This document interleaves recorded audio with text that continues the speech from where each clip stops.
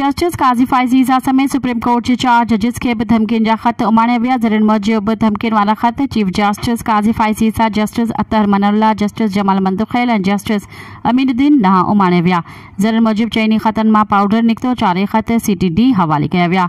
Lahore high court के 3 जजिस के भी अॼु धमकियुनि जा ख़त मिलिया। हाईकोर्ट के रजिस्ट्रार ऑफिस धमकियुनि वारा ख़त मिलण की तस्दीक छॾी। रजिस्ट्रार ऑफिस मूजिब धमकियुनि वारा ख़त जस्टिस शुजात अली ख़ान, जस्टिस शाहिद बिलाल हसन ऐं जस्टिस आलिया नीलम जे नाले ते उमाणिया विया आहिनि। गुज़िरियल ॾींहुं चीफ जस्टिस आमिर फारूक समेत इस्लामाबाद हाईकोर्ट के 8 जजिस के भी धमकियुनि वारा ख़त मिलिया हुआ। मज़ीद ख़बरनि ऐं तफ़सीलात लाइ विज़िट कयो असांजी वेबसाइट www.awamiNewsHD.com ऐं ॾिसंदा रहो अवामी न्यूज़ HD।